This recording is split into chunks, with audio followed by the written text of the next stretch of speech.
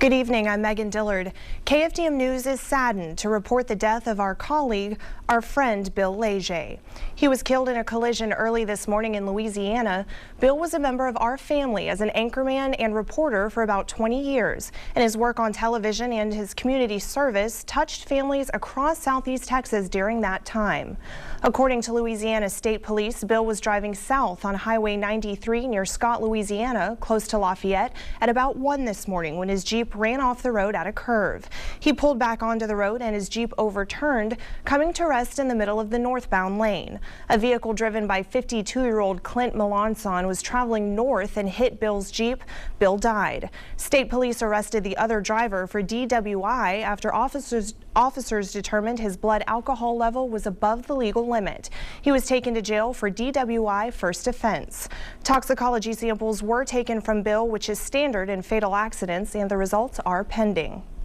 All of us at KFDM are remembering Bill for his outstanding anchoring and reporting, covering the news of the day, whether it was a story of national importance like a hurricane or trial, an investigation, or a feature about a hometown hero or a restaurant report with the same steady, fair, responsible treatment. Bill won a number of awards for his work, but he took equal or greater pleasure in serving his community. He volunteered with many organizations. Those he helped talk about his compassion. We grieve for Bill's wife, Tiku, his daughters, Tatum and Tori, his parents, his aunt, and many other relatives and friends in his hometown of Kinder, Louisiana, as well as other parts of Louisiana and in Texas. They ask that you keep them in your thoughts and prayers. Bill was 48 years old. Funeral services are pending. If you'd like to offer condolences, go to our Facebook page or KFDM.com.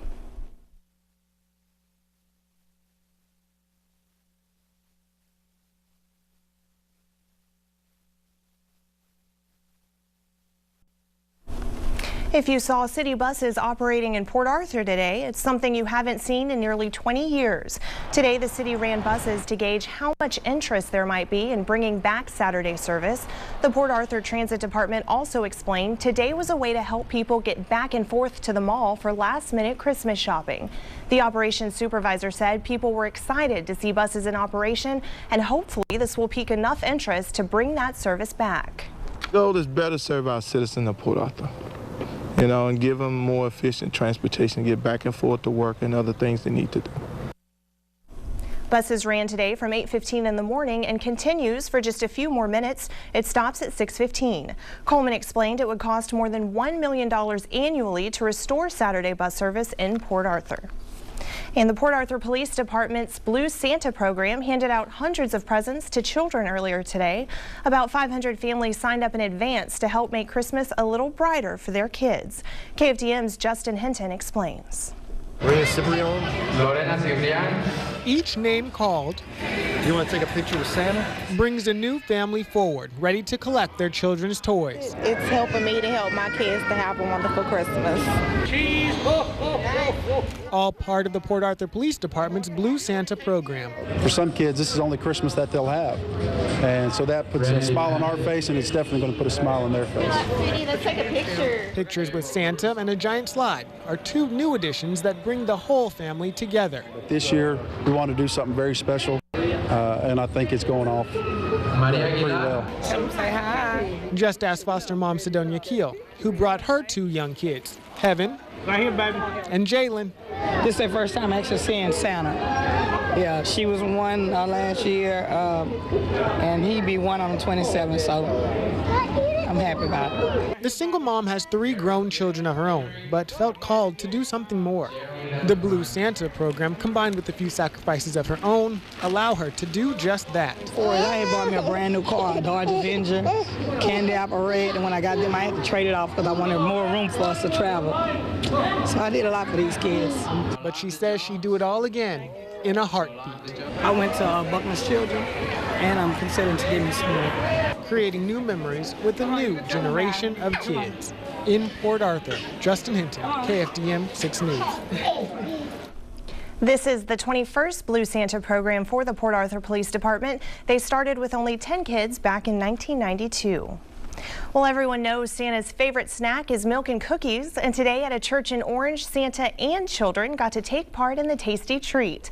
This morning at the Fellowship Church of Christ in Orange, children sat in Santa's lap and told him what they wanted for Christmas. They also got to take a picture with old Saint Nick. Kids then had the chance to take part in some arts and crafts. The church's preaching minister said these types of events are new, but hopes it catches on with other members of the congregation. Allows the kids to come and have something fun to do, and allows them to connect with some of our members here so they can love on them. David Curry is a new minister at the church. He plans to have more holiday events in the future. And today was much warmer than yesterday, but what can we expect for the rest of the weekend? Greg Bostwick joins us with a first check of the forecast. Greg? Well, again, it looks like we're going to see some rain in the forecast coming in by Monday night into Christmas Day. Already clouds are increasing over the western portion of the state, moving into East Texas. There's a lot more clouds in the forecast, but a warming forecast until we get to Christmas Day when it goes the other direction once again. Well, the details on your holiday forecast a little bit later. The recent shootings in Connecticut are a reminder to responsible gun owners to review just how secure your guns are at home. Fred Cantu shows us a good gun safe can keep your family safe too. This North Austin locksmith says they always see a bump in sales during the holidays. Gun safes are great gifts for gun owners, but they're also getting inquiries because of recent shootings in the news. With all the stuff going on right now, people are definitely concerned about the safety of their families and their kids, and they want to be able to protect them, but they want to be able to keep them protected from the guns as well. A good safe will do just that, with an interior especially laid out to safely hold your hunting rifles. And the new digital locks provide quick access when you need it. With a digital keypad, you can punch your code in and have the door open in a matter of seconds. A gun safe is a solid investment, and the more solid, the better. So you want hard plate to protect the lock from being attacked with a drill. You want internal relockers in case there's a forced entry attempt. Once again, to secure the door, solid bolt work. These safes are solid, and so are their thick doors, which could make them a tipping hazard. Ideally, you want it to be bolted to the floor so that it doesn't fall over as a safety hazard. A good gun safe will keep your family safe, and as a bonus, keep your expensive gun safe from fire and theft. One downside to electronic locks is eventual battery failure, but testing the lock regularly will give you a heads up on how the battery is doing. Well, more details have been released about the crossing in Texas where a train struck a parade float, killing 4 military veterans and injuring more than a dozen others. Union Pacific crews made repairs to the signal system yesterday.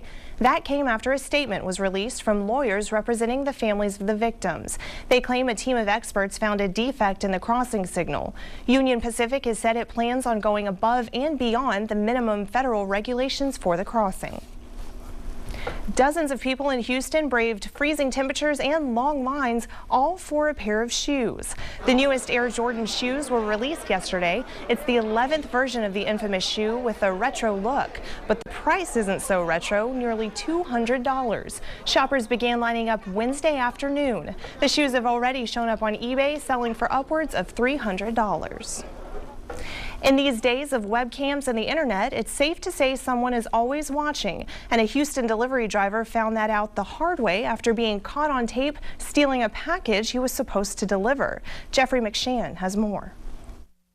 So it worked out better than what had originally happened. Sitting in front of his computer, Al Alverson told us he couldn't believe what he saw when he went back to look at surveillance video. He rings the doorbell. Video recorded from this camera mounted above his front door. Because I don't think you would have been able to solve the crime if you didn't have your camera. No. Wednesday, the Alversons were expecting 2 Christmas gifts to be delivered they had purchased online. But when they got home, one of them, delivered by FedEx, wasn't there, even though the company said in an email it had been dropped off that morning. It said it was delivered at 9:29 a.m. So I go up, I have a DVR with all the cameras on it. And at 9:29, he clearly sees his iPad mini being delivered by FedEx. So what happened? Well, their second gift was delivered by UPS at 1:15. Their surveillance camera clearly captures that moment too. But look at who comes back just 2 minutes later. And I saw it, and I said, oh my God, it is the UPS guy. That's right. Dressed in the familiar brown uniform, the video shows the driver taking the FedEx package with the iPad mini inside and leaving. The Alversons contacted UPS and felt they were getting the runaround at first, so they posted their video on YouTube for the whole world to see. Then I got a call, and they were very helpful. You know, they promised they would give me a replacement iPad. And they did. UPS was also able to identify its employee, and he was not only fired, but arrested and charged with theft. Was it a gift or was it was a gift for my daughter. Okay.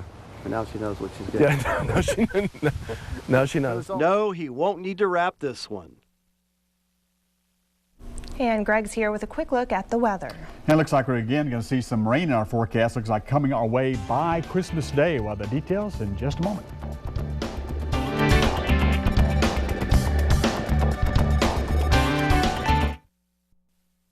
Now, KFDM Chief Meteorologist Greg Bostwick with the latest weather in HD. Well, we started out very chilly this morning, many areas at or below freezing. Now the clouds are rolling in. It'll be much warmer tonight. Already the winds are coming off the Gulf, and a few sprinkles may develop from some of these clouds, especially into tomorrow.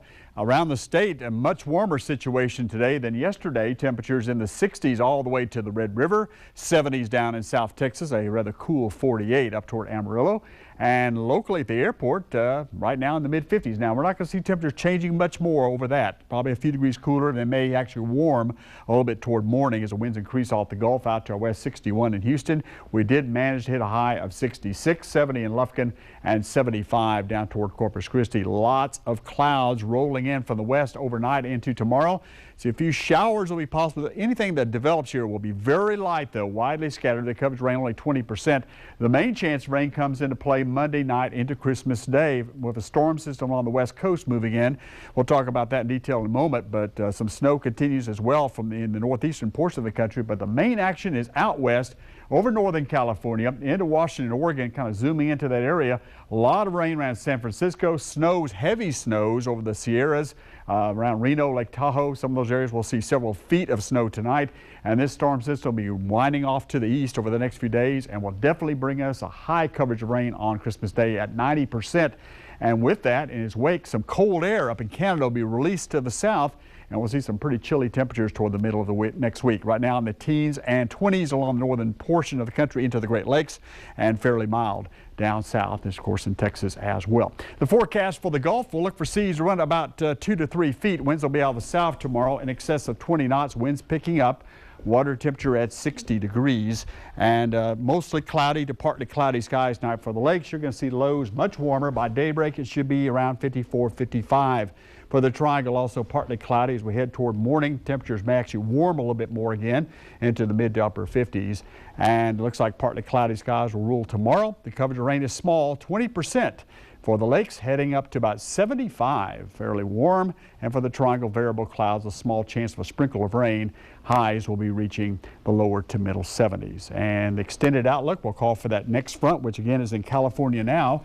Moving through on Tuesday, just in time for Christmas, lots of rain there. Notice in its wake, some pretty cold readings, lows near freezing Wednesday morning and a little bit below freezing on Thursday morning. The highs only in the mid-40s on Wednesday. And on a personal note, this has been obviously a very difficult day for those of us here at KFDM. And I've worked with Bill for over 20 years, and you're just at a loss for words. And my heart really goes out to his wife and his children and the rest of his family this time. Thank you, Greg. It's just a void that can't be filled. Absolutely. Right. Right. Just ahead with the warm weather out there today, young soccer stars hit the fields to gain some more skills. Andrew Chernoff explains what they did at the camp, coming up next in KFDM Sports.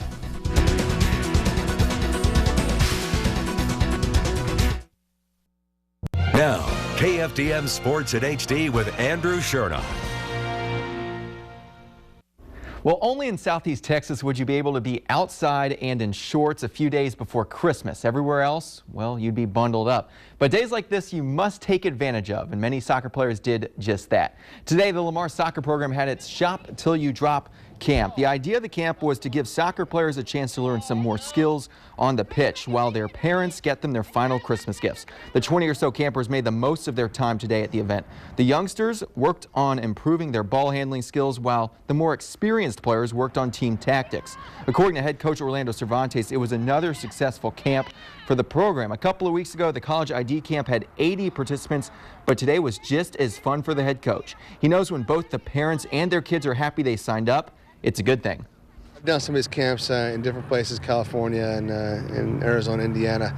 The shop to job kind of just gives parents an opportunity to say, I know how it is. I'm a last minute shopper myself, so just listen, I have to get it done. I need the kids to go somewhere else. And not only, it's not a babysitting camp, but they're here, we're watching them, and they're also learning soccer at the same time. See, your kids are out here. I mean, have you finished shopping for them? No, I still have a lot to do, especially shopping for the wife, so I got to get that rolling. What, I have 2 days of this still? Yeah, a couple days. Yeah, that's all I have, so we're going to have to get that done tonight, hopefully. Running out of time, Coach.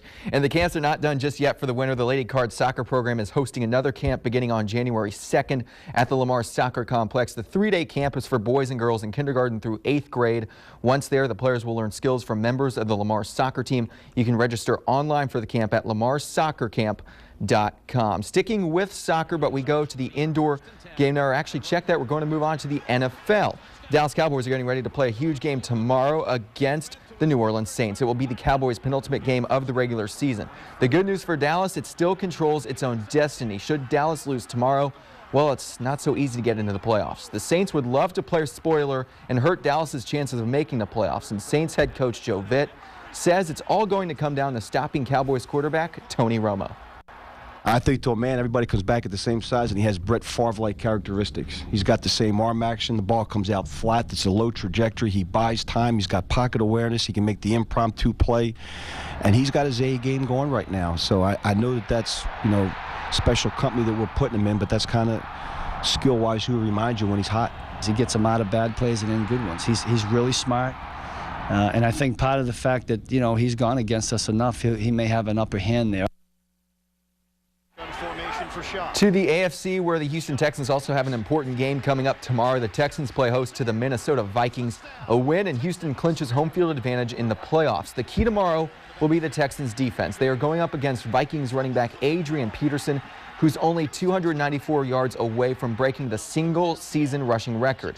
But the Texans' D is only one of 7 teams to allow less than 100 yards on the ground a game. You can see highlights of both the Cowboys and Texans tomorrow night right here at 5:30 and 10 o'clock. To high school football we go, where the PNG head coach Brandon Faircloth has been selected as an assistant coach for the 2013 U.S. Under-19 national team. USA Football was the group to pick the coaches. Faircloth will serve as the team's offensive coordinator, and joining him will be fellow PNG coach Joe Dale Carey. The U-19 national team will play in Austin on February 5th in the 4th International Bowl.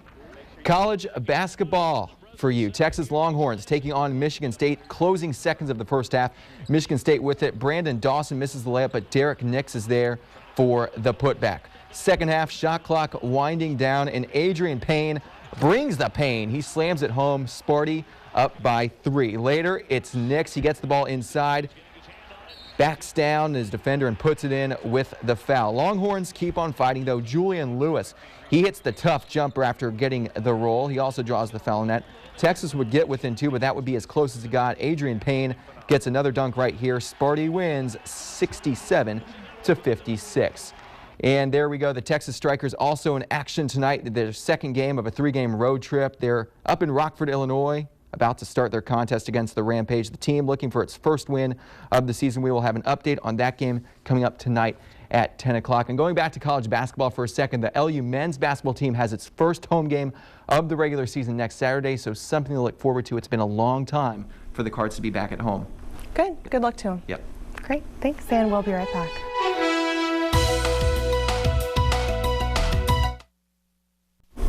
And Greg joins us now for a look at the weather. Again, changes on the way. The cold front due in for Christmas Day, so a lot of rain expected there, and it turns colder. In fact, we're looking for temperatures to drop to near or below freezing by Wednesday and Thursday morning. It's kind of a blustery middle of the week forecast. So just be out there, if you're driving, be careful, especially on Christmas Day. Thanks, Greg. All right. And thank you for watching. We appreciate it. We'll see you tonight at 10.